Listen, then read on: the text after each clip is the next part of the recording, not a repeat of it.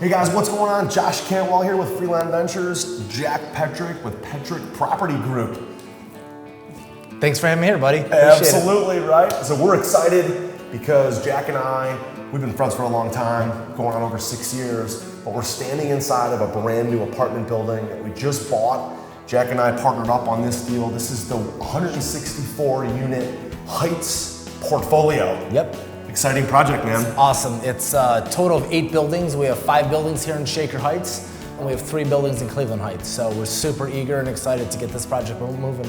Fantastic. So we'll tell you a little bit more about the deal and the numbers, and then Jack and I will talk a little about kind of what the plan is with the building, how we found the plan, how we paid investors, recruited capital, kind of just give you a whole case study around the deal, right? Perfect. So purchase price of this thing was $9.2 million. We've got about $400,000 of scheduled improvements and about $250,000 give or take in soft costs. So all in for $9.8 million. So Jack, let's talk for a second about what we're going to do with the building. What are we doing with the improvements? Kind of what's the plan to improve the property for right now and then also kind of over time?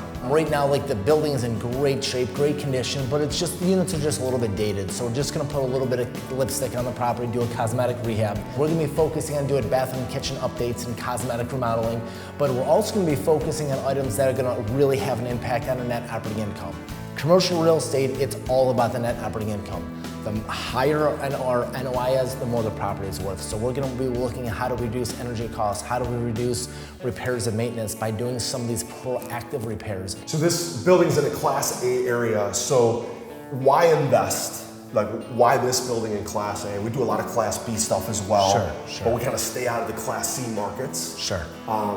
So why Class A and B, even though C class sometimes can have the most cash flow, the biggest return on investment, but also has more problems. So just talk for a second about why focus on Class A and Class B assets versus Class C.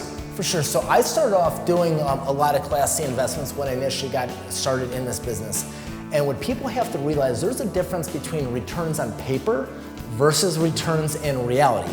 I don't care what a performer says. If you're not able to collect rent and have a handle on your maintenance and repairs, you're just gonna be bleeding out revenue. So when I do buy C-class properties, knowing this, I have to buy at a significant discount because of the operational challenges of it. So once I get into like Class B and Class A properties, it's such an easier asset to handle, manage, renovate, and also to occupy with tenants. So talk a little bit more about the plan for the $2,500 per unit and how that specifically is going to hopefully impact the rent, which will impact the net operating income. Yeah, so like, because the building was previously remodeled, a lot of the heavy lifting has already been done. The cabinets have been changed out, the appliances are in decent working condition, the kitchen floor has been put in, windows have been replaced. So, start off with, what we really want to have more of an impact is going to be the cosmetics. So as we come in, we have to update the color palette on the property. We have like one off-white color that's throughout the entire unit, and like hundreds of thousands of square footage. It feels like of all institutional white. Yes, so like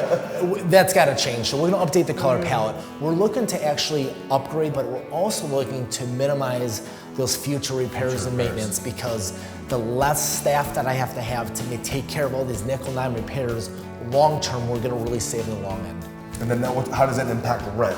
The biggest thing that I could pass along to you guys, anybody listening to this, is you have to maintain a competitive advantage. Warren Buffett talks about it being a moat. Like for example, if somebody has a taste for Coke products, they only want Coke products, they will spend more for that product. They're not gonna go to like a great value Walmart ripoff to save 50 cents, like they know that product. So in the same way, the competitive advantage that we've had in all of our properties is we have a really clean, updated, maintained look. We maintain service calls fast and efficiently, and we provide a better experience to people. We treat them better. Realistically, at this property alone, we're probably looking about somewhere around $150, maybe $175 rent increase. I can increase the rents typically around that $150 to $200 per month on average. And if I can also reduce expenses, I can be in a position where I can improve the value of the property high enough, I can refinance it and return all capital to investors, and they still get to stay in the deal. So it just, for us, that kind of seems to be the metric that works for us. Yeah, so bumping the rents, $100, $150, $175 per unit, we're hoping to increase the net operating income from about $800,000 up to about $950,000. And by increasing that by 125, 150 grand and multiplying that times about a 6.5 cap or a 7 cap, it's going to increase the value of the building substantially. So we're looking at a future value of this about $14.5 million in the future. That's in about 15 to 18 months. Yes. And then refinance into long-term permanent financing. The goal is with value-add apartments, very different than syndication of like a retail apartment, is to get investors in, get them a preferred return, then get them out of the deal within, let's say, a year to 3 years, just like this one. Sure. Pay them back all their principal, refinance proceeds, then they're gonna stay in the deal forever. So just talk about that for a second. So the benefit is that is they're making returns in perpetuity. So somebody that's gonna invest in this deal, they're gonna be making a 10% preferred rate of return, and then we're gonna refinance the property, return all capital. Now all chips are off the table. Now they're making returns in that deal for the lifetime of us owning it, but they have no money in the deal. Absolutely. It allows people to have returns they would otherwise never have. The stock market doesn't provide this. Mutual funds don't provide it. Annuities, bank CDs, they don't provide these opportunities. Our plan on this building long term is going to be able to, initially for the next 2 years, our goal is to turn over and remodel half the units here, so about 82 units, so that we can really stabilize this property, and after we refinance, then we can continue just to cash flow this property. So every single month, we're receiving cash flow, but more importantly, every single month the tenants are paying that mortgage down. So there's going to be a day down the road that I'm going to have this building pays off, that one pays off, this one pays off, and we just have this immense amount of equity in these properties. And as we pay these properties off, our cash flow is going to more than double per properties because now we've limited debt service on it. So we also have the benefits of doing cost segregation and tax benefits and depreciation. So this business is just really provides a lot of opportunities. So as we kind of wrap up, Jack, just talk a little bit more about your long-term plan, how many units you own now, where do you want to go? For sure. I'll talk a little bit about that as well. And then, if anybody wants to reach out to us, we'll maybe give them some contact information. Yeah, that'd be great. That'd be great. So right now, currently, I'm sitting at around 400 units that either I own wholly or I own in partnerships, like with Josh. And I got a partner down in Dayton, the Dayton market, but we're roughly about 400 units. I have another 250 units that we're going to be closing on, and we have some additional deals that are in the pipeline. So realistically, the goal is just, as we grow this and keep returning capital and keep growing our team, our goal is just to continue to grow this business just as deal flow, capital, and just the opportunities present themselves. So Jack, in today's market, what are the best ways to find deals, and how did you find this one? We're actually looking at properties, looking who the owner is, skip tracing them, and calling the owners. We picked up 2 properties that way, were great deals. But in reality, most of these deals, including this one, was located through a broker. This was an off-market pocket listing. How we were able to get that off-market pocket listing is we performed on another deal. So we showed up, we did what we say we were going to do. We returned phone calls, emails. We proved to be pushed. Yeah, but we also proved to have integrity. Like we did what we say we were going to do. We closed on a deal. We had a good relationship, and from that, it built trust in the relationship, which opened up to this. But you're never going to get to off-market pocket listings unless you start doing deals with brokers and start taking the time to build that relationship.